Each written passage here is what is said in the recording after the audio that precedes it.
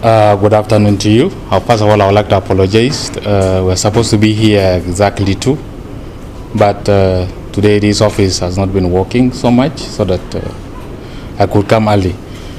But nonetheless, I'm here, and thank you for coming. I welcome you to this press briefing. My name is Colonel Lampol Gabriel. I'm the spokesperson of the SPLA-IO. I'm not supposed to have this press here. You know, we are still implementing the agreement, and I'm supposed to be in bill from being a soldier, but not in the office of the first vice president. But since the implementation is very slow, my commander-in-chief is still Dr. Machar-Teng. That gives me the privilege to still be around him until we complete the unification.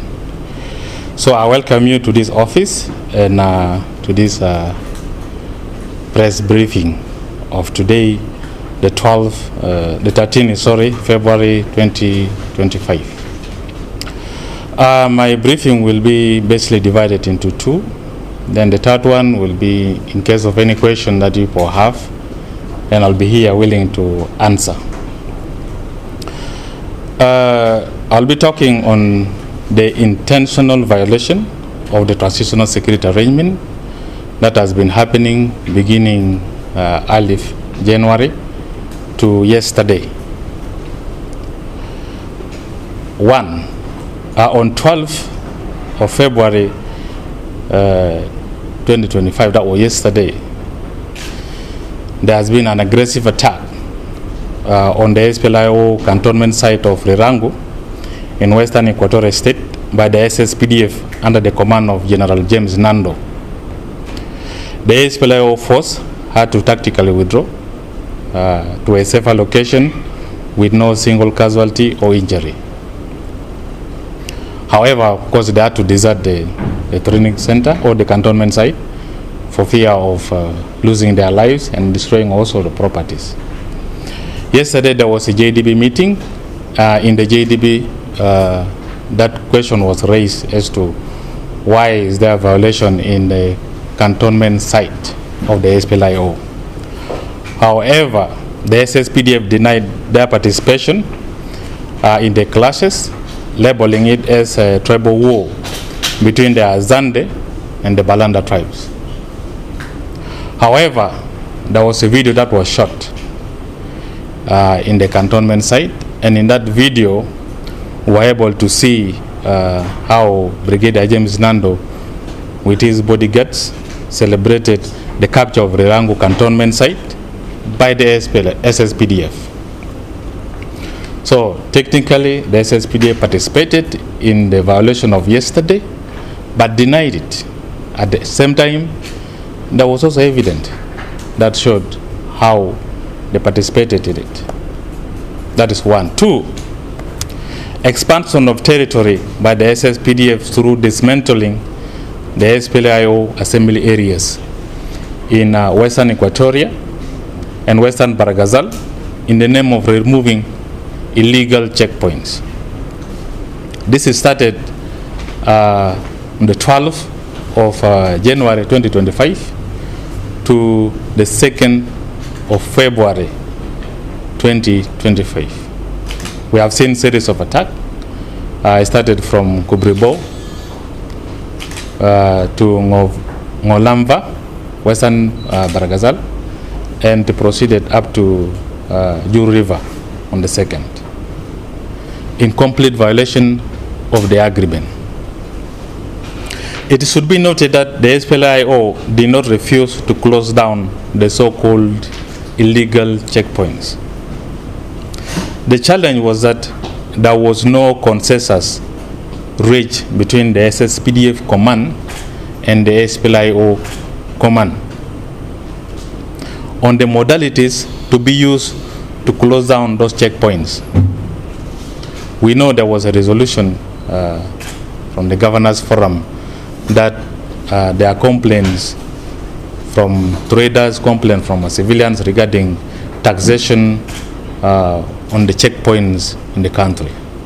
So the resolution was that these checkpoints need to be removed.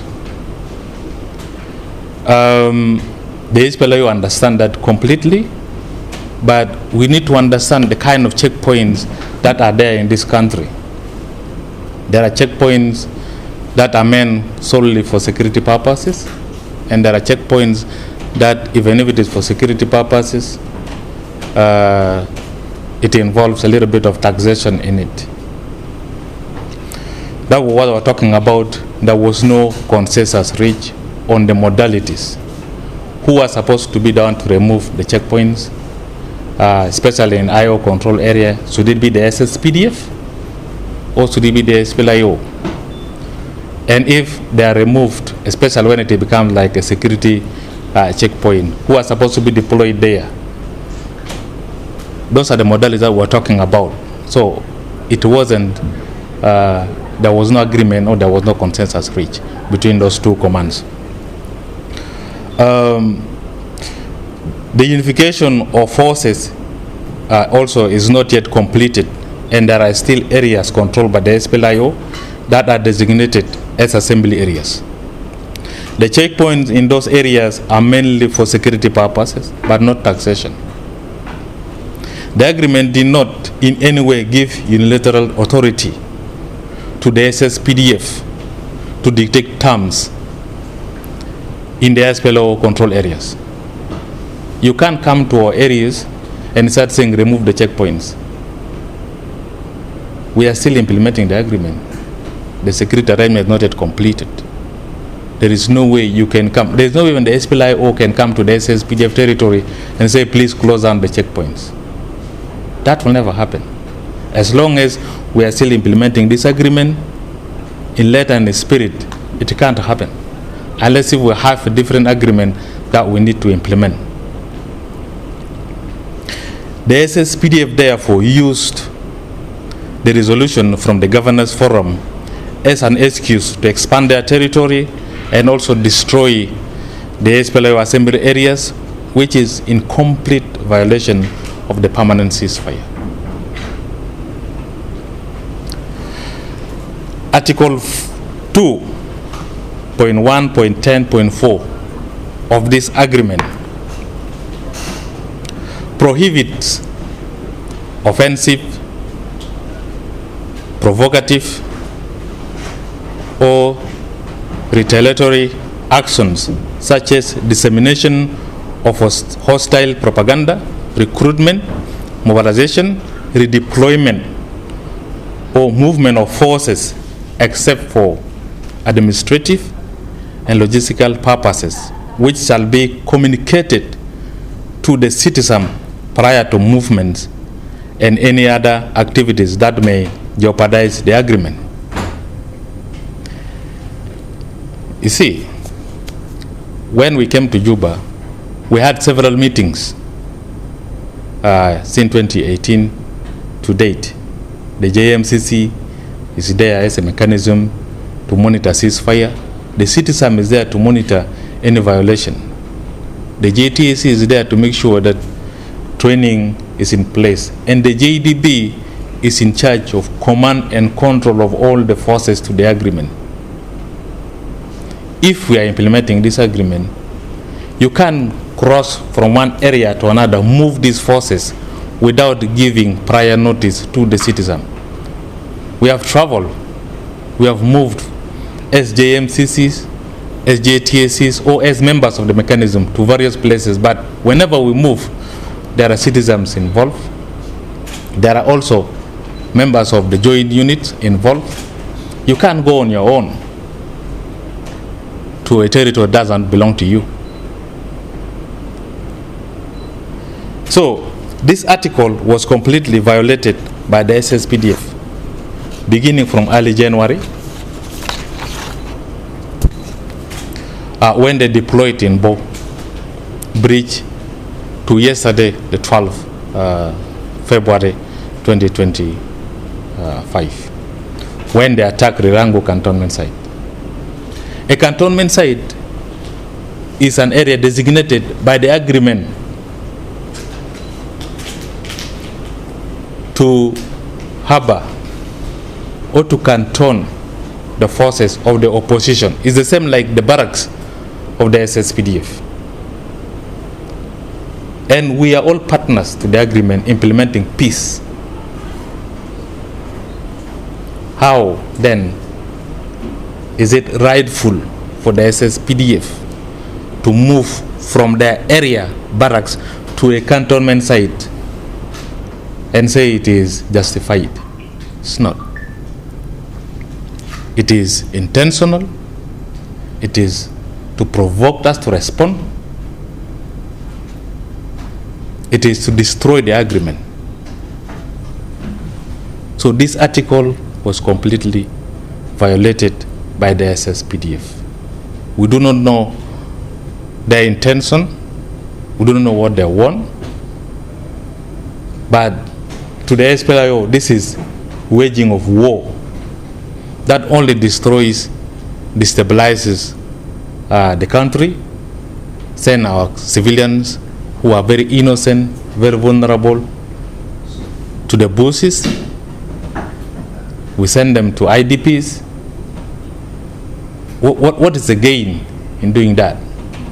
Because the SPLA-IO cannot be defeated by war. You can't.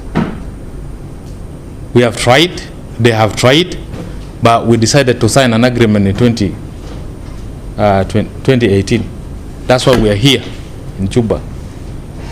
So this little stability that we have in this country looks like it's not very important.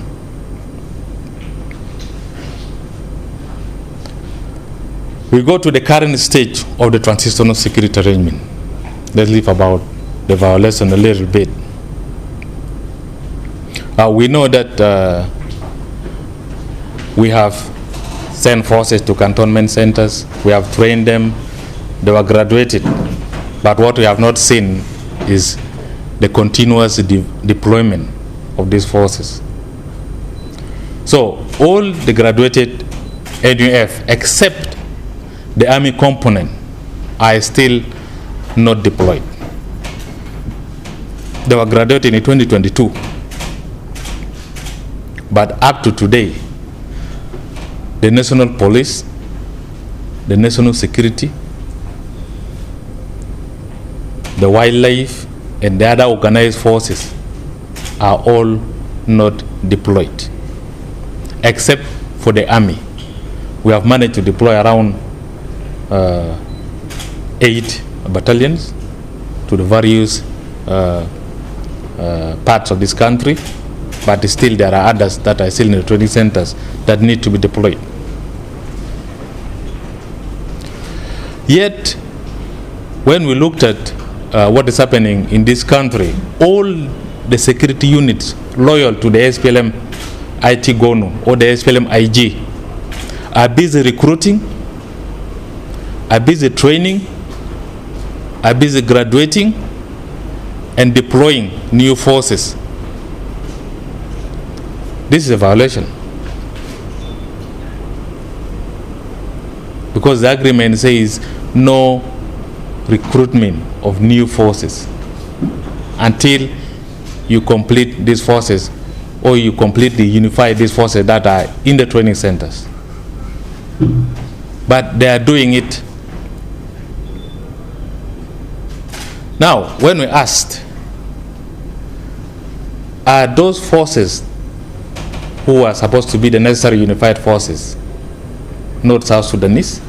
What makes them different from the forces that the SSPDF or the police or these force IG security sectors?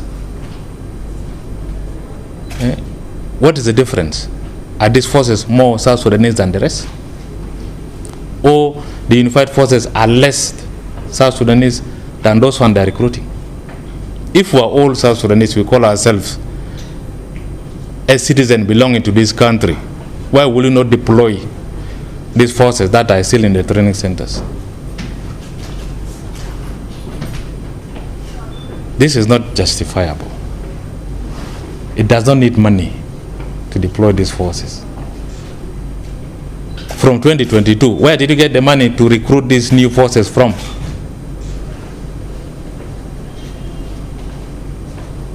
This is a violation which is being done intentionally to jeopardize this peace agreement, to frustrate the IO forces that are in the training centers so that they go back to the bush. But we are here for peace. We'll continue implementing the peace agreement in letter and in spirit. The middle command is also yet to be deployed. There was a call by the presidency and the international community for the SPLA-IO to submit the list of their officers to the president for deployment in the second command. If we know, we only deployed what we call the high command. And this high command currently are in charge of all these forces that are unified, and those ones that are still in the training centers, and those ones that are still in the barracks. But the second command is not yet deployed. The list was given still last year. But what we are hearing is that the list is having, the SPLA have given a lot of names belonging to officers. They have excess officers. But the list that has been given to the president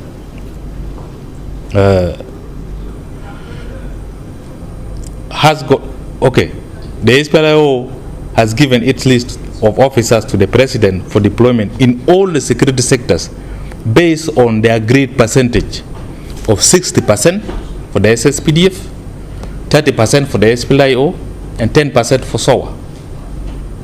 Therefore, the notion that the SPLA-IO has given excess names of officers for deployment is baseless.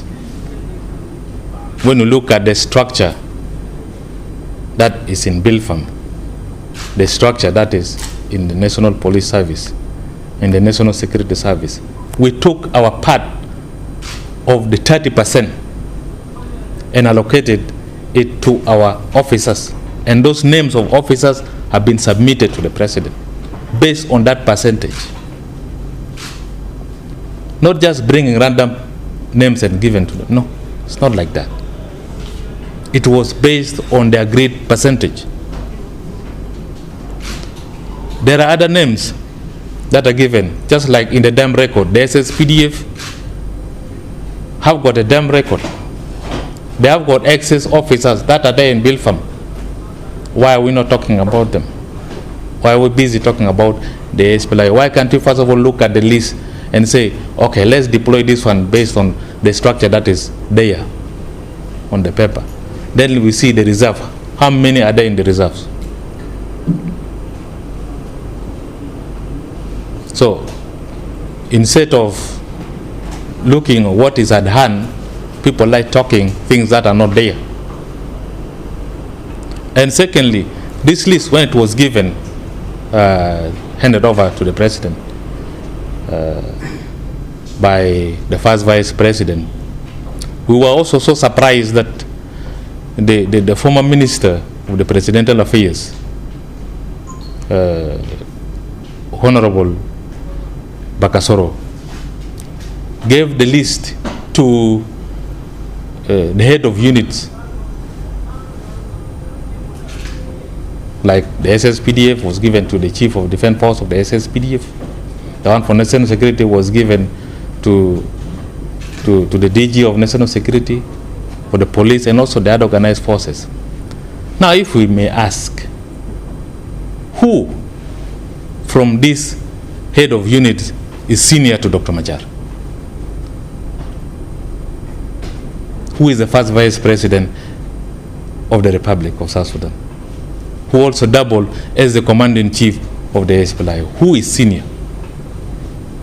Now, how can a list be taken from someone who is above and given to someone who is lower? That is an undermining of authority of the first vice president and underrating the SPLA-IO.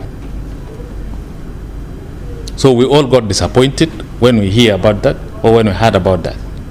But because of peace, we decided to just let everything go, and we wait to see what will happen. There is issue of unification of forces versus integration of forces. In this agreement, there is nothing called integration of forces. It only talk of unification of forces. However, there is a misconception by the SSPDF that the SPLA-IO forces are supposed to be integrated or brought in and assimilated into the current SSPDF. It is not in the agreement. This is completely a misunderstanding that needs to be corrected.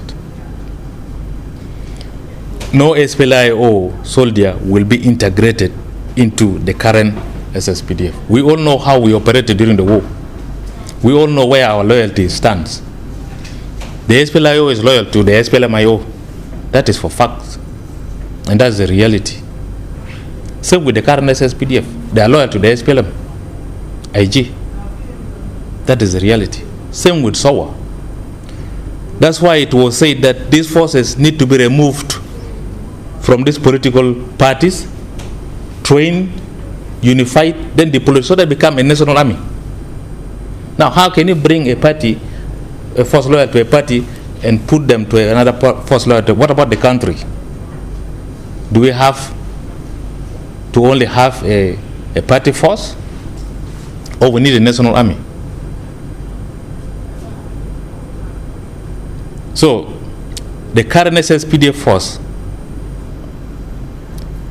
is loyal to the SPLM IT Godno, just like the SPLA-IO and SOA that are loyal to the SPLM-IO and SOA respectively, until unification is complete. If we're not unified, we are still party forces. Whether they call themselves SSPDF, whether they call themselves IO, we still belong to the parties. That's why I'm still here in the office of the first vice president.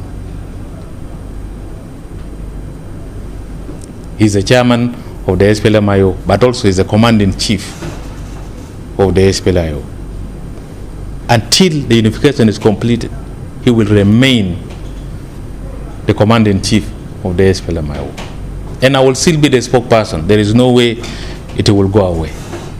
That is what we are trying to remove, so that we have only one commanding chief. We have only one force belonging to the nation, not to the party.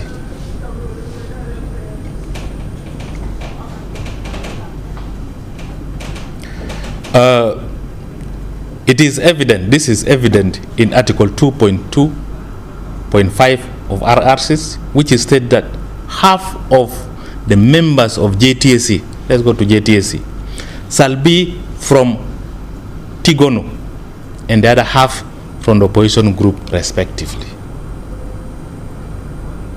Mark my words, that half shall be from Tigono. That means the SSPDF, that's come from Tigono. The national security from Tigono. So, it is there mentioned very in this agreement. That's why they call them party to the force, or force to the party to the agreement, or forces loyal to the agreement. Those narratives are also mentioned in other articles like 2.1.3 and 2.1.4. You will find this mentioning. This means that the only national army that this country has is the unified force that was graduated, or that were graduated in 2022, and those ones that have been deployed. The rest are still party force. Nobody should deceive this country that we have a national army. As long as we have not yet completed unification of forces, we don't have a national army. We just have party armies that are controlling parts of this country, so that later on, after unification, they start operating as a single unit. Without completing the unification of this, let me say, these forces, nobody should claim that he is a national army unless he goes through the unification processes. That's why we have now the first batch deployed. We are still waiting for others to be deployed. Then we go for second phase. Phase 2, we'll have to take everybody. In conclusion, the SPLA-IO calls on the SSPDF to understand the importance of implementing the security arrangement in letter and spirit, instead of waging these unnecessary wars that only destabilizes the country and bring more suffering to our innocent civilians, vulnerable civilians. Secondly, the SPLA-IO further calls upon the citizen, VM, and the JDB to investigate this gross violation that led to so much destruction of properties, displacement of civilians, and loss of lives, and then bring those responsible to account. The SPLA-IO remains committed to a peaceful implementation of the agreement, but reserve the right to self-defense when aggressed.